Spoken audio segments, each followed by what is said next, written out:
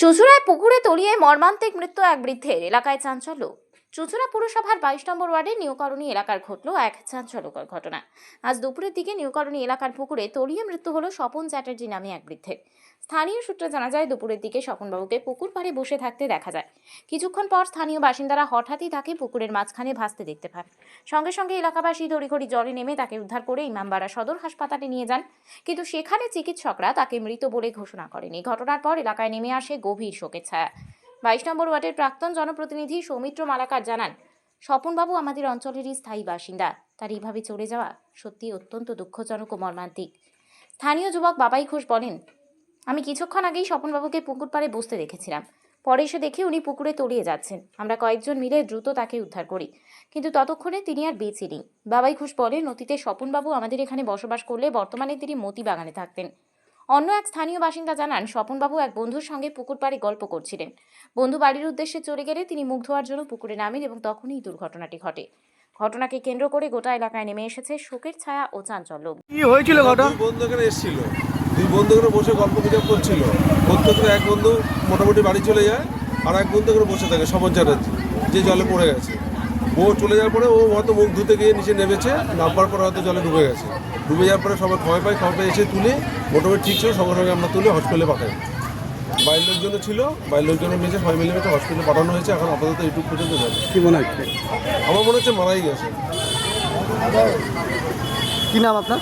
আমার নাম দুলাল ঘোষ। কি শুনলেন? উনি এখানে আসেন না, আমাদের এখানে বাসিন্দার।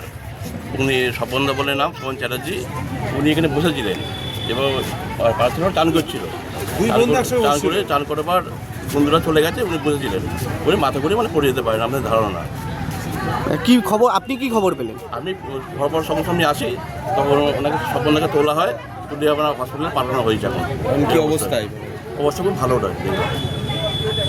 ডাক্তার যতক্ষণ দিন বলা যাচ্ছে না, তো ডাক্তার নির্বাচন করছে। আমরা উনি কি এখানকার বাসিন্দা? এখানকার বাসিন্দা, এখানকার বাসিন্দা।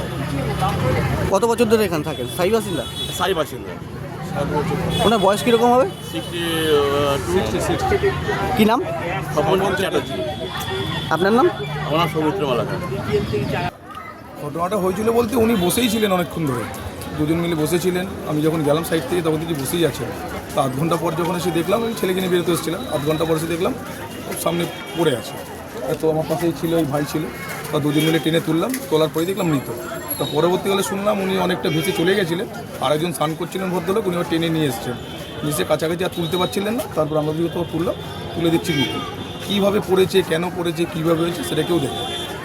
এই কি আপনাদের এলাকারই বাসিন্দা? আমাদের এলাকারই বাসিন্দা, আগে ছিলেন, এখন মতিবাগানে থাকেন, থাকতেন আর কি। কি নাম ওনার? স্বপন চ্যাটার্জি। স্বপন চ্যাটার্জি। বয়স কীরকম হবে? বয়স ওই 62-60-62। মানে প্রায়শই আসতেন এখানে নাকি? না, প্রায়শই উনি আসেনি না, হঠাৎ আজকেই এসছেন। আমরা কোনো সময় দেখিনি ওখানে, এখানে বসে থাকতে, রাস্তায় চলাফেরা করতেন। এখানে এই আমাদের এই পুকুরে কোনোদিন আসেন।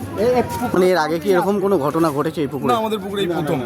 মানে আমার জন্মের পরে এই প্রথম শুনলাম, বা বিগত সবার সঙ্গে আলোচনা করে শুনলাম, কোনোদিন ঘটেনি, এই প্রথম আমাদের। কি নাম দাদা আপনার? আমার নাম বাবাই Ghosh. Bureau report, DN update.